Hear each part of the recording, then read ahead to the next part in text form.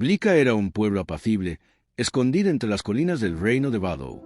Sus habitantes llevaban una vida sencilla, marcada por el trabajo en los campos, las reuniones al atardecer y las historias compartidas alrededor del fuego. Sin embargo, la calma que una vez definió a Blica se había transformado en inquietud. Desde hacía meses, la muerte rondaba el pueblo con una crueldad silenciosa. Jóvenes mujeres eran halladas sin vida, con extrañas marcas en el cuello. Se decía que parecían mordeduras de serpiente, pero no se había visto rastro de ningún reptil cerca de las víctimas. La sombra del miedo se extendió rápidamente. Las madres advertían a sus hijas que no caminaran solas. Aún en pleno día, las mujeres evitaban los senderos desiertos. El jefe del pueblo, el rey Zota, envió a los cazadores a explorar el bosque en busca de una bestia responsable, pero regresaron con las manos vacías. El terror se apoderó de Blica. La desconfianza creció entre los vecinos y el bullicio de la vida cotidiana se apagó. Pero en medio de aquella angustia, había alguien que parecía ajeno al temor. Yobo. Si alguna mujer de Blica tuviera que nombrar al hombre más apuesto del pueblo, no dudaría en mencionar su nombre. Alto, fornido, con la piel oscura que brillaba bajo el sol y unos ojos que escondían un secreto insondable. Su presencia era magnética, su voz, un murmullo envolvente que hacía olvidar cualquier preocupación. Cuando pasaba, las miradas se volvían hacia él, los suspiros inevitables. Yobo sabía el poder que tenía. No solo era su atractivo, sino la forma en que se movía, la seguridad con la que hablaba, el encanto con el que atrapaba a sus víctimas. Nunca tenía prisa. Sabía envolver, seducir, hacer sentir especial a quien posaba sus ojos en él. Y cuando decidía que una mujer sería suya, no había dudas de que así sería. Pocas noches después de cada conquista, un cuerpo sin vida aparecía en la plaza. Las marcas en el cuello eran siempre las mismas. El horror se esparcía por Blica, pero nadie sospechaba de Yobo. Era demasiado encantador, demasiado perfecto. Entonces, un día, una extraña llegó al pueblo. Se llamaba Cosa. Su piel, brillante como madera pulida, reflejaba la fuerza de alguien que conocía su valor. Había viajado a Blica para visitar a su tía, o al menos eso era lo que todos creían. Pero Cosa cargaba con un propósito oculto. Había perdido a su amiga más querida, Oefai, en circunstancias extrañas.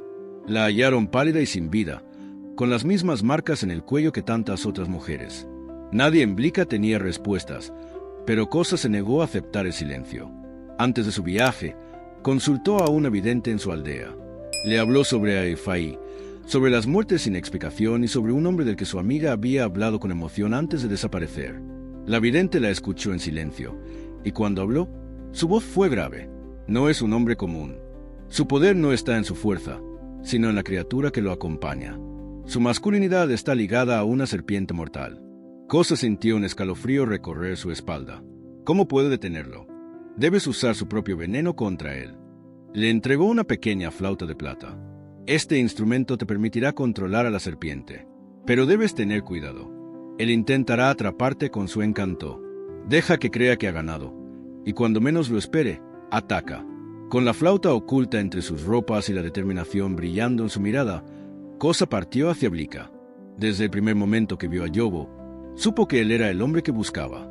Su belleza, su sonrisa, el modo en que todas las mujeres lo miraban con anhelo. Pero Cosa no fue como las demás. Cuando él se le acercó, no se sonrojó ni desvió la mirada. No rió con nerviosismo ni se dejó envolver por su encanto. Yobo no estaba acostumbrado a ser ignorado. Aquella indiferencia lo intrigó, lo desafió. Debía tenerla. Así comenzó su juego. Se acercó a ella con palabras dulces, con gestos calculados. Cosa, paciente, dejó que él creyera que su seducción estaba funcionando. Que ella, como tantas otras antes, había caído bajo su hechizo. Una noche, Yobo la llevó a su cabaña, apartada del pueblo. La luz de la luna se filtraba por la ventana, iluminando su sonrisa cautivadora. «Eres diferente a las demás», susurró, acariciando su rostro con suavidad. Fuerte, misteriosa. Cosa inclinó la cabeza, fingiendo fascinación. «Dime, Cosa, ¿sabes cuál es la diferencia entre la fuerza de un hombre y la de una serpiente?» Antes de que ella pudiera responder, Yobo emitió un sonido bajo, un siseo que vibró en el aire. Algo se movió en la penumbra. De entre sus ropas, una serpiente surgió con lentitud. Su piel brillaba con un resplandor oscuro mientras se deslizaba hacia Cosa. Sus ojos, fríos y vacíos, la miraban con un propósito letal. El momento había llegado. Con un movimiento ágil, Kosa llevó la flauta a sus labios y sopló. El sonido que emanó fue agudo, vibrante, lleno de un poder desconocido. La serpiente, que hasta entonces avanzaba con intención asesina, se detuvo. Sus ojos se volvieron hacia Kosa con una extraña sumisión. Yobo frunció el ceño. «¿Qué estás haciendo?» Kosa sopló de nuevo, con más intensidad. La serpiente giró lentamente. Ya no miraba a Kosa. Ahora, sus ojos estaban fijos en su dueño. Yobo retrocedió, el pánico deformando su rostro. No. La serpiente avanzó.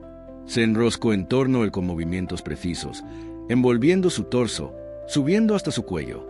Sus colmillos se clavaron en su piel. Un jadeo, un temblor. Yobo cayó al suelo, inmóvil. Cuando el sol se alzó sobre Blica, el pueblo despertó con la noticia. Allí, en la plaza, yacía el cuerpo del hombre que tantas habían admirado.